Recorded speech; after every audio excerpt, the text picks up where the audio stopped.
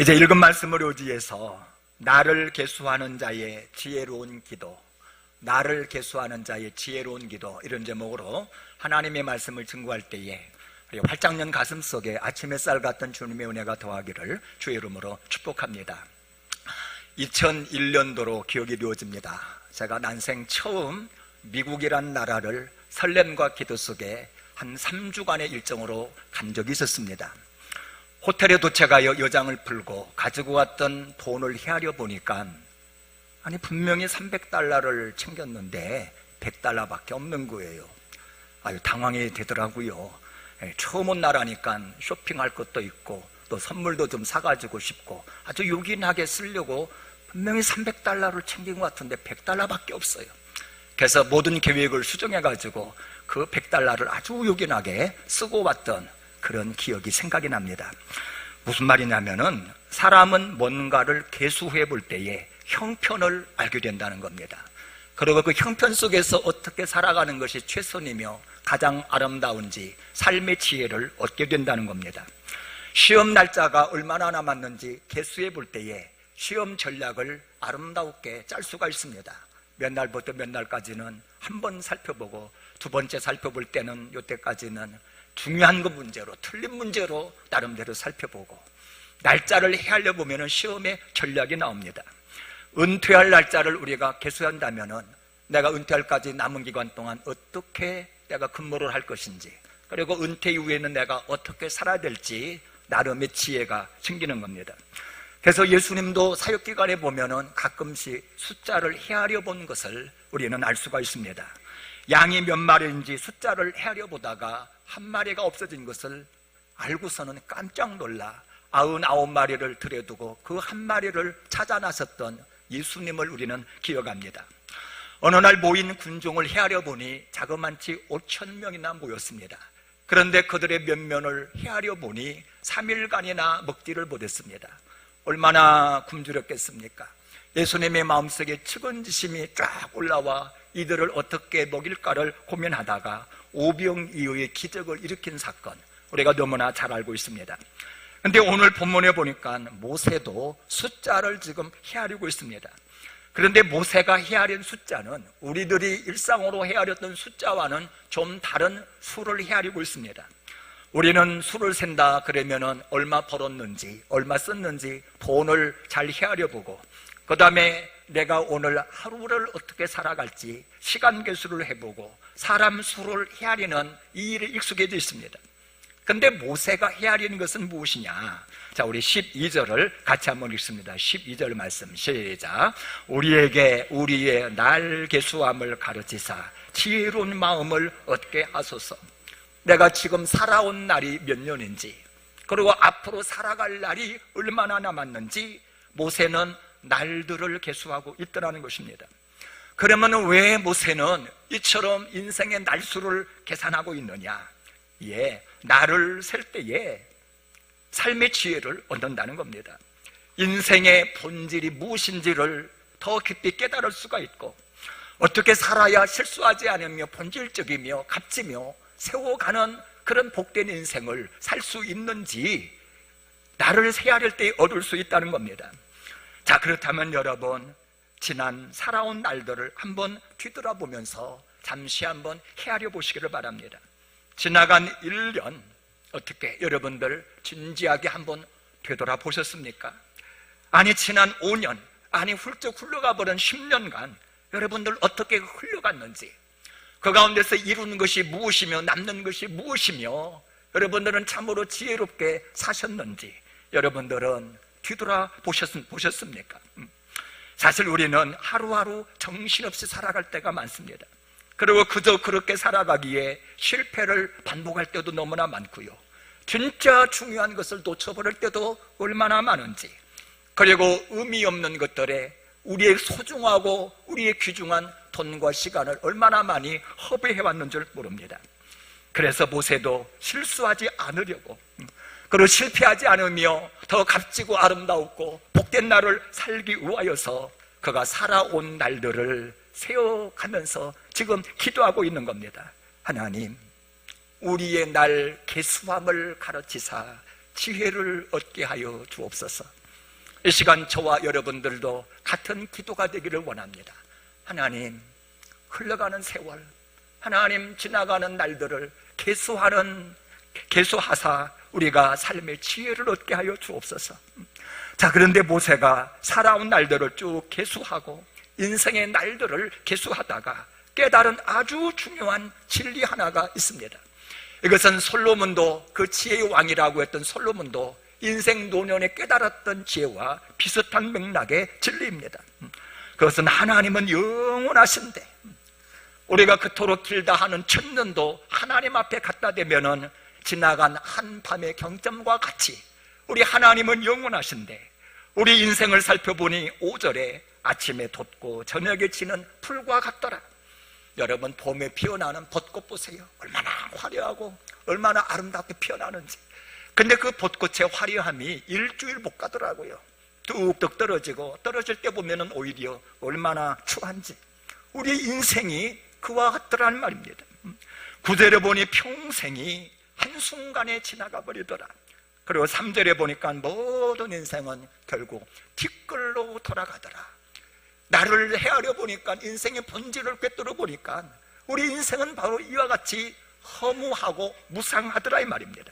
그러면서 10절과 같이 인생들을 요약 정리를 합니다. 우리 10절을 같이 한번 읽어봅니다. 시작. 우리의 연수가 70이요 강건하면 80이라도 그 연수의 자랑은 수고와 슬픔뿐이요 신속히 가니 우리가 날아가나이다.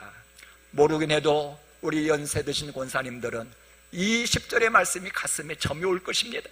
많이 동의될 것입니다. 우리 권사님들 그래도 꽃다운 여고시들이 있었잖아요. 그죠? 꿈도 많았고, 그리고 그 남편을 만나서 설렘으로 데이트하면서 나도 멋진 가정 한번 꾸려보고 멋들어지게 인생 한번 살아보겠다라고 팔 걷어붙이고 이랬던 그런 시절이 있었잖아요. 그런데 이게 웬일입니까? 그냥 한순간에 훌쩍 지나가 버렸어요. 그리고 지금은 차 하나를 제대로 오르내리고 못 내려가지고 예배당 오는 것도 힘든 이때가 되었으니, 야, 세월 빨리 지나가는구나. 여러분, 지나간 1년을 한번 진지하게 뒤돌아보시기를 바랍니다. 여러분의 1년은 어떠하셨습니까? 진짜 남음이 있습니까? 세워졌습니까? 후회되지 않는 그런 1년이었습니까? 그래서 오늘 본문을 보면서 우리가 던지는 중요한 질문은 이것입니다. 우리 인생 빨리 가는데, 자칫 무상하다 이렇게 결론 낼 수 있는데, 그렇다면 다가오는 날들을 우리가 기대하면서 하나님께 구해야 할 것이 진정 무엇이냐 하는 겁니다. 자, 오늘 말씀에 은혜를 받으시고 참으로 구해야 될 그것을 구함으로 말미암아 다가오는 새해가 더욱더 소망차고 값지며 은혜로운 날들이 되기를 주의 이름으로 축복합니다. 자, 무생한 인생들이 마땅히 구해야 될 그것이 과연 무엇인가? 첫 번째로 우리의 날들이 기쁜 날이 되도록 기도해야 된다는 것입니다. 하루하루 살아가는 하루하루 그 날들이 기쁜 날이 되도록 우리는 하나님께 기도해야 된다는 거예요. 사실 살면서 참으로 중요한 것 한 가지가 있다면 그것은 바로 기쁨이 아니겠습니까? 돈도 있고 권세도 있고 미모도 있고 모든 것 갖추었다 할지라도 정정 내 마음속에 기쁨이 깃들지 않는다면 그 인생은 불행한 인생이라 말할 수 있을 것입니다. 남들이 볼 때에 설사 가진 것이 없고 초라해 보이고 뭐 이룬 것이 없어 보인다 할지라도 정작 내 마음속에는 끊임없는 기쁨이 있고 내 마음속에 환히 찬 어떤 뭐가 있다고 하면은 그 인생은 틀림없이 성공 인생이요 행복한 인생일 거라 이 말이죠. 그런데 경험적으로 우리가 판단해 볼 때에 기쁘게 산다는 것이 힘들단 말이죠. 없으면 없어서 힘들고 있어도 힘들 때가 너무나 많더라 이 말입니다. 우리 주변에 이름 석자 되면은 누구나 공감하는 인기 스타들 있잖아요. 우리는 그들을 부러워합니다. 조명빨 아래서 아름답게 노래를 부르고 박수갈채를 받는 그 인기 스타들 참 행복하겠다 생각하지만 놀랍게도 그런 사람들이 오히려 우울증에 시달린다고 하는 사실 여러분 아십니까? 여러분, 재벌 회장 뭐가 부족해서 돈이 없습니까? 명예가 없습니까? 그런데 그들이 자살을 한단 말이지요. 풍족하고 단란해 보였던 어느 가정이 참으로 뜻하지 아니하게 이혼하고 자녀들이 뿔뿔 흩어지는 것을 보면서 야, 행복하게 기쁨으로 산다고 하는 거 이거 쉬운 일이 아니구나 하는 것을 우리는 고백하지 않을 수가 없습니다. 근데 이스라엘 백성들도 뒤돌아보면은 기뻐하지 못했던 날들이 너무 많았다는 것입니다. 애굽에서 종살이할 때에 그들은 고통하며 부르짖었습니다. 광야 생활할 때는 가는 길이 너무나 거칠고 먹을 것 마실 것이 너무나 부족하여서 원망하고 불평했던 때가 너무나 많았습니다. 하나님께 범죄하여 진노 중에 죽어간 사람들이 얼마나 많았는지 매일같이 여기저기서 초상집의 노래가 꺼지지 않았다는 것입니다. 그래서 모세가 날들을 계수하다가 새삼 깨달은 것이 있었습니다. 그것은 바로 인생이 무상하구나, 좋게 지나가지만 그 날들이 덧없고 아무것도 아니구나 하는 것을 그가 깨달은 것입니다. 그러면서 앞으로 살아갈 때는 더욱더 기쁨으로 살아가야 될 터인데, 참으로 기쁘고 아름답고 복되게 살아가야 될 터인데, 그러면 기쁜 날이 되려면 어떻게 하여야 하느냐, 이것이 모세가 고민하면서 간구했던 기도 제목입니다. 우리가 기쁜 날들로 살아가려면 어떻게 해야 되느냐, 오늘 본문에 보니까 마음이 만족해야 된다, 이런 지혜를 일러줍니다. 여러분, 세상에 있는 모든 것 가져서도 마음이 만족하지 않으면 기쁨이 없습니다. 설사 좀 부족해도 내 환경이 조금은 좀 힘들고 어렵다 할지라도 내 마음속에 만족함이 있다면 그러면 기쁨이 있는 것이고 그 사람은 행복할 수가 있는 것입니다. 그런데 중요한 것은 여러분, 도대체 언제 만족하냐 이 말이에요. 아니, 과연 나를 만족하게 할 것이 무엇이냐 이 말입니다. 여러분, 우리 14절을 같이 한번 읽으십시다. 14절 말씀 시작. 아침에 주의 인자하심이 우리를 만족하게 하사 우리를 일생 동안 즐겁고 기쁘게 하소서. 여러분, 우리를 만족게 하는 것은 주의 인자하심인 줄로 깨달으시기를 바랍니다. 주님의 인자가 내 마음속에 머물 때에 우리의 마음은 만족할 수 있다는 것입니다. 여러분, 사망의 골짜기를 수없이 통과하면서도 누구보다도 기쁨으로 환희에 차게 내일을 기대하면서 살았던 다윗은 이런 고백을 합니다. 주의 인자가 생명보다 나음으로 내 입술이 여호와를 찬양할 것이니라. 다윗은 깨달은 것입니다. 인생의 본질, 우리가 어떻게 기쁨으로 살아가야 하는지 그는 알았던 것입니다. 우리는 돈이 좋다고 하고 권력이 좋다고 하지만 다윗이 생각할 때는 이것과는 비교가 되지 않는 것, 참으로 생명보다도 더 중요한 것이 있으니 그것이 바로 주의 인자였다는 것입니다. 주님의 인자가 우리의 마음속에 머물기만 하면 우리의 날들이 기쁨이 있고 환희에 찰 수가 있다는 것입니다. 그러면 여러분, 여기 주의 인자라고 하는 것이 도대체 뭐냐 이 말이에요. 여러분, 인자, 이것은 헤셋, 해석하자면 측은히 여겨주는 것입니다. 긍휼히 여겨주셔서 베푸는 사랑, 이것이 바로 인자입니다. 여러분, 집 나간 탕자 기억할 것입니다. 어느 날 아버지에게 재산을 요청하여 자기의 재산을 미리 받아가지고 이걸 현금화 시켜가지고는 다 모아가지고 아버지의 잔소리, 아버지의 영향력이 미치지 않은 먼 나라로 떠나지 않습니까?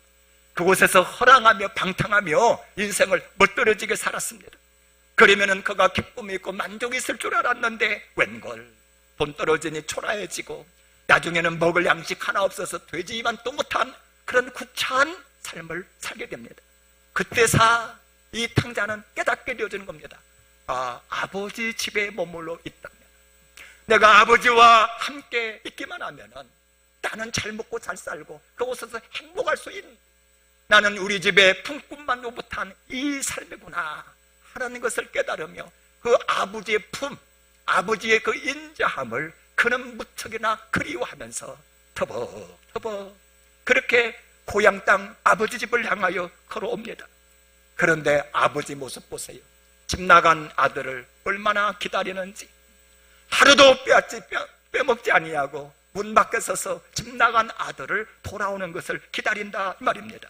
그런데 어느 날 보니까 고개 푹 숙이고 터벅터벅 걸어오는 모습을 보니 틀림없는 자기 아들이라. 그때 아버지가 벗은 발로 뛰어나갑니다. 그러고는 아들의 목을 갖다가 껴안고 더럽고 추한 얼굴이겠지만 거기다가 볼 비빔을 하면서 뽀뽀를 합니다. 그리고서는 좋은 옷을 갖다가 입히고, 그리고 가락지 끼우고 신발 신기고, 그리고 집에서 가장 좋은 살전 송아지를 잡아서 잔치를 벌입니다. 그러면서 하는 말이, 죽었다가 다시 살아난 네 아들이 돌아왔다. 여러분, 이것이 바로 우리 하나님의 인자인 줄로 믿으시기를 바랍니다. 죄를 갖다가 죄로 대하지 아니하시고, 연약함을 물어서 책임을 벌하지 아니하시고, 있는 모습 그대로를 갖다가 껴안으시고 참으로 측은히 여기서 베푸시는 이 사랑, 여러분, 이것이 바로 우리 하나님의 인자라고 하는 것입니다. 여러분, 소돔과 고모라가 멸망할 때에 롯만큼은 불구덩이에서 구원을 받습니다. 왜 그랬습니까? 창세기 19장 16절에 보니까 하나님께서 인자를 더하셨더라 그랬어요. 그의 주의 인자가 롯을 갖다가 구해낸 것입니다. 요셉의 감옥에 있었습니다. 사실 얼마나 척박하고 얼마나 힘든 것입니까? 그러나 간수장에게 은혜를 입혀서 자유한 자가 되어지고 형통한 자가 되었습니다. 왜 그렇습니까? 하나님께서 인자를 좋아하심으로, 감옥의 죄수의 신분으로 있다 할지라도 하나님의 인자가 더하니까 그는 형통하며 거기서 자유한 자가 될 수가 있더라는 것입니다. 금송아지를 만들어서 춤추고 섬겼습니다. 진노바다에 마땅하지만 이스라엘 백성들이 진노당하지 않았습니다. 왜 그랬습니까? 하나님의 인자가 풍성했기 때문에 그렇다는 것입니다. 여러분, 우리 하나님의 인자가 얼마나 큰지 시편 기자는 말합니다. 하나님의 인자심이 영원하시고 풍부하시도다. 여러분, 그렇습니다. 내가 약하고 부족하고 너무너무 참으로 쓸모가 없지만은 우리가 이 땅을 기쁨으로 살아갈 수 있는 방법은 바로 인자가 풍부하신 우리 하나님을 만날 때에 가능한 줄로 믿으시기를 바랍니다. 그래서 이 비밀을 알고 누구보다도 풍성히 누렸던 사도 바울이 빌립보 감옥에서 이렇게 권고합니다. 주 안에서 기뻐하거라. 주 안에서 항상 기뻐하라. 여러분, 왜 주 안에서를 강조합니까? 예, 주 안에서만이 우리는 기뻐할 수 있으니까. 주 안에 머물러 있는 그곳이 바로 하나님의 인자가 머무는 것이요, 십자가의 그 은혜와 그 사랑이 우리를 권고하여서 하나님 나라의 귀한 복을 누리면서 이 땅을 행복하며 기쁨으로 살아갈 수 있으니까 바로 주의 인자를 강조한다는 것입니다. 여러분, 아침이 얼마나 중요합니까?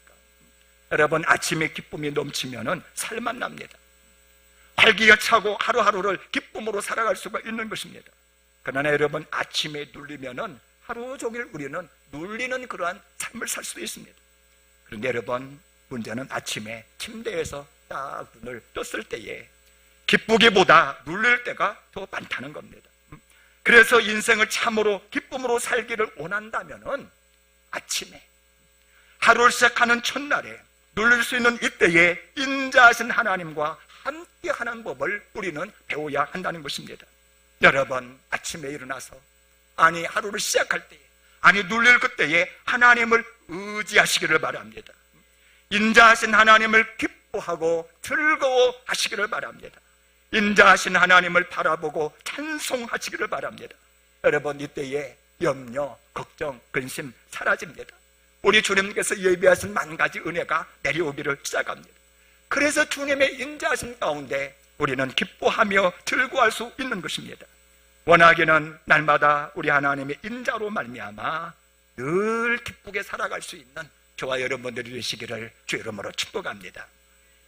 자, 무상한 인생들이 마땅히 구해야 될 것이 무엇인가? 두 번째로, 우리의 자손들에게 주의 영광을 보여달라고 우리는 기도해야 될 줄로 믿습니다. 여러분, 어쩔 수 없더라고요.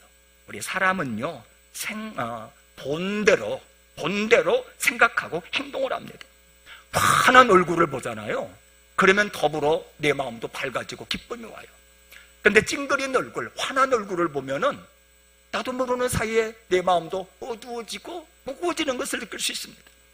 여러분, 그림을 붙여놓으려면은 식당 때 여러분들의 그 식탁 위에다가 환하게 웃는 이런 얼굴을 이렇게 걸어놓으면 좋을 것 같아요. 지금도 잊혀지지 않는 옛날 추억이 있는데, 제가 고등학교 때 아주 콩나무시루 같은 그런 버스를 타고 다녔는데 얼마나 힘듭니까? 근데 여고생 하나가 딱 차를 탔는데 단아하게 예쁜 여고생인데 너무나 환한 미소를 띠면서 딱 타는 거예요. 근데 그 자매를 보는 순간 차 안이 다 환해지는 느낌이고 내 마음에 얼마나 평안함이 오는지, 여러분, 아름다운 것을 본다는 것은 그만큼 중요한 것 같아요. 근데 오늘날 어린 자녀들이 폭력적이고 음란한 것을 얼마나 많은지 모릅니다. 우리의 자녀손들이 즐겨하는 게임을 보면은 얼마나 폭력적인지. 음란 사이트 접속률이 세계에서 우리나라가 1위라고 하는 것을 아십니까? 그러니 다음 세대에 무엇을 생각하며 저들이 어떻게 이 땅을 살아가겠느냐 이 말입니다. 그런데 오늘 본문에 나오는 모세 역시 다음 세대를 지금 염려하고 있는 겁니다. 사실 광야에서 태어난 자녀 세대가 많이 본 것은 어른들이 원망하고 불평하는 모습을 너무너무 많이 보아왔습니다. 끊이지 아니하고 일어나는 그 장례식을 우리 자녀들이 보았다는 겁니다. 40년 동안에 20세 이상이었던 사람들은 다 죽었으니 얼마나 많은 장례가 일어났겠냐 이 말입니다. 사실 매일 일어나고 있는 죽음을 보고 주님의 심판을 알고 진노를 알았다면 이들이 하나님을 경외했을 것입니다. 그렇다면 이들이 얼마나 아름다웠겠느냐 이 말입니다. 그러나 심판을 당하면서도 잘 몰라요. 아니, 어른들도 잘 모르는데 나이 어린 자녀 세대들이 어떻게 하나님을 알겠느냐 이 말입니다. 그래서 11절에 모세는 이렇게 기도를 합니다. 자, 우리 11절을 같이 한번 읽어봅시다. 시작. 누가 주의 노여움의 능력을 알며 누가 주의 진노의 두려움을 알릴까? 잘 모르더라는 겁니다. 그래서 알게 해달라고 지금 모세는 기도하고 있습니다. 그러면서 모세는 지금 간절하게, 그러면서도 심각하게 지금 기도하고 있는 겁니다. 자, 우리 16절을 같이 한번 읽어볼까요? 16절 시작. 주께서 행하신 일을 주의 종들에게 나타내시며 주의 영광을 그들의 자손에게 나타내소서. 주의 영광을 우리의 자손들에게 보여주세요. 이것이 모세의 간절한 기도였습니다. 여러분, 주의 영광이라고 하는 것이 뭔 줄 아십니까? 이것은 바로 우리 하나님의 일하심입니다. 하나님이 일하실 때에 영광이 밝게 드러납니다. 가나 혼인잔치에 포도주가 떨어졌습니다. 아니, 잔치자리에 포도주 떨어졌으니 이거 얼마나 당황스러운 일입니까? 근데 예수님께서 물로 포도주를 만드셨어요. 많은 사람들이 얼마나 놀랍고 얼마나 이 예수님을 우러러보았는지 모릅니다. 근데 요한복음 2장 11절에 이 포도주 사건을 이렇게 설명을 합니다. 예수께서 이 첫 표적을 갈릴리 가나에서 행하여 그의 영광을 나타내시매 제자들이 그를 믿으니라 그랬어요. 그의 영광을 나타내시매 제자들이 그를 믿었다. 여러분, 주님께서 기적과 표적을 행할 때에 주님의 영광이 밝히 드러난다는 거예요. 질병을 치러 귀신을 갖다가 내어 쫓고 풍랑이는 바다를 갖다가 잠잠하게 할 때에 하나님의 영광이 나타나는 것입니다. 그리고 주의 영광을 본 자들이 하나님을 경외하게 되어지고 신앙이 성장하며 바른 삶을 살 수 있게 되는 것입니다. 그리고 주의 영광을 본 사람들이 마침내 가나안 땅에 넉넉히 들어가며 풍성한 삶을 살 수가 있다는 겁니다. 그래서 모세가 자녀 세대를 위하여 지금 눈물로 기도하는 겁니다. 오 하나님 아버지, 우리의 자녀 세대에게 주의 영광을 보여주옵소서. 하나님의 일하심을 보여주셔서 우리 자녀들로 하여금 하나님의 경외함을 깨닫게 하시고 그 하나님을 섬기면서 살아갈 수 있도록 우리의 자녀들에게 주의 영광을 보여주옵소서. 사실 하나님은요, 택한 백성들에게 영광 보여주시기를 무더리도 원하시는 하나님입니다. 바로의 마음을 강팍하게 하셔서 애굽 전역에 10가지 재앙을 내려주었어요. 홍해바다를 갈라서 이스라엘 백성들은 무사히 통과하게 하고 뒤따라오던 애굽 군대를 갖다가 수장시켰습니다. 시내산에 친히 강림하여 큰 위엄과 권능으로 10가지 계명을 허락해 주었습니다. 얼마나 큰 영광입니까? 그러면 하나님께서 택한 백성들에게 왜 영광을 보여주시느냐? 예, 하나님이 이 땅을 통치한다는 거예요. 하나님이 이 땅의 주인이라는 것입니다. 그래서 살아가는 동안에 하나님만 사랑하며 하나님만 섬기라는 것입니다. 하나님의 말씀을 가슴에 복도로 두고 그 말씀을 지켜 행하라는 것입니다. 그래야 가나안 땅에 들어갈 수 있고, 그래야 가나안 땅에 들어가서도 그의 장구한 날이 아름답고 풍성하게 될 수 있다는 것입니다. 따라서 여러분, 우리 자녀들의 미래를 생각할 때에 가장 중요한 것이 무엇이냐? 자녀들이 주의 영광을 보는 것임을 믿으시기를 바랍니다. 그리고 우리 자녀들을 위하여 우리가 할 수 있는 가장 중요하고 가장 아름다운 것이 무엇이냐? 주의 영광을 보여달라고 기도하는 일임을 깨달으시기를 바랍니다. 오 하나님 아버지, 우리의 자녀들이 성경을 보게 하시고 주님의 말씀을 읽게 하여 주옵소서. 그리고 그때마다 주의 영광을 볼 수 있도록 인도하여 주옵소서. 하나님, 우리의 자녀들의 교회 생활할 때에 주의 영광을 보여 주옵소서. 자녀들의 생활 속에서 주님의 영광을 보여 주시옵소서. 여러분, 영광을 본 자녀들이 믿음 안에 선다는 것을 알고 끊임없이 자녀 세대들이 주의 영광을 보도록 기도하시기를 주의 이름으로 축복합니다. 1월 20일에서 28일까지 우리 청년들이 네팔에 가서 단기 선교를 하려고 합니다. 사실 우리로서는 아주 많은 돈을 갖다가 드리는 그런 선교입니다. 생각해보면 한 1인당 한 7, 80만 원씩 우리 교회에서 지원을 해야 될 것 같아요. 그러면 왜 이들에게 이 많은 돈을 갖다가 들여가면서 단기 선교를 보내느냐? 무엇보다 선교 현장에 있을 때에 우리 주님의 영광을 가장 많이 봅니다. 선교 현장에 있을 때 귀신이 물러가고 질병이 치료되어지고 한 영혼이 주님께로 돌아오는 것을 볼 때면은, 아, 하나님이 살아계시구나, 하나님께서 이 백성을 참으로 사랑하시고 이들에게 복음 전하는 것이 너무너무 귀한 일이구나 깨닫게 되어지면서 우리의 젊은 세대들이 하나님의 사람으로 아름답게 서간다고 하는 것입니다. 자, 원하기에는 우리의 자녀손들이 주의 영광을 보므로 하나님의 사람으로 넉넉하게 세워지는 은혜가 있기를 주의 이름으로 축복합니다. 자, 무상한 인생들이 마땅히 구해야 될 것이 무엇인가? 세 번째로, 우리가 행한 일을 견고히 해달라고 기도해야 될 줄로 믿습니다. 우리가 행한 일을 견고히 하여 주옵소서. 여러분, 지난 1년 바쁘게 사셨죠? 그런데 중요한 것이 우리가 행한 일들이 얼마나 견고해졌냐 이 말이에요. 우리가 날마다 땀 흘리면서 일한 그것들이 얼마나 남았느냐 이 말입니다. 여러분, 부지런히 일했으나 남은 것이 하나도 없다, 다 허물어졌다, 그러면은 우리의 수고가 헛된 것이 될 것입니다. 자, 그런데 여러분, 이 세워지고 남고 잘 되는 것이 어디로부터 나누냐? 물론 내 노력이 필요하지요. 우리 하나님은 행한 것 위에 은혜를 더하시니까 노력이 필요합니다. 그러나 더 중요한 것은 하나님의 은혜라고 하는 것입니다. 왜 하나님의 은혜가 필요하느냐? 높아짐과 낮아짐 하나님께 있습니다. 이김과 패함이 하나님께 있고 높아짐과 낮아짐이 주님께로부터 말미암는 겁니다. 여러분, 온갖 신령한 은혜가 회전하는 그림자도 없는 빛들의 아버지께로부터 말미암는 것입니다. 그래서 주께서 세우지 않으시면 세우는 자의 수고가 헛되고 파수꾼의 경성함이 허사라 그랬습니다. 자, 그래서 오늘 본문에 보니까 모세는 지금 간구하는 겁니다. 자, 우리 17절을 같이 한번 읽어볼까요? 17절 시작. 주 우리 하나님의 은총을 우리에게 내리게 하사 우리의 손이 행한 일을 우리에게 견고하게 하소서. 우리의 손이 행한 일을 견고하게 하소서. 견고하게 하여 주세요. 하나님, 우리가 행한 일을 견고하게 하여 주세요. 여러분, 2번이나 기도했다고 하는 것은 중요하다는 거예요. 그만큼 모세가 간절히 기도했다는 것입니다. 여러분, 여기서 견고하게 하다, 히브리어로 쿤 해석하자면은 이룬다, 성취한다 이런 뜻이에요. 그러니까 우리의 손으로 행한 일들을 이루어 달라는 거예요. 전부 다 성취해 달라는 것입니다. 주님께서 해주셔야, 우리 주님이 은혜를 베풀어 주셔야 이룰 수 있습니다. 성취할 수 있습니다. 하나님, 견고하게 하여 주세요. 기도하는 것입니다. 모세는 지나간 날들 속에서 하나님의 이 은혜가 얼마나 필요한지 온몸으로 경험했던 사람입니다.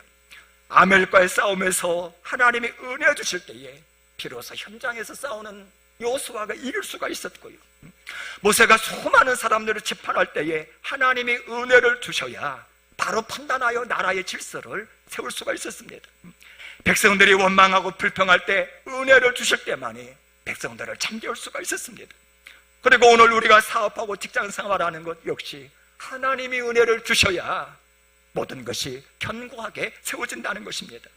여러분, 무엇보다도 우리 하나님이 은혜를 주셔야 우리는 가나안 땅에 넉넉하게 들어갈 수가 있는 겁니다. 그리고 가나안 땅에 들어가는 이것이 가장 견고한 삶이요, 가장 열매 맺는 삶이요, 가장 남는 삶이라는 것입니다. 여러분, 우리가 행했던 많은 일도 한번 생각해 보세요.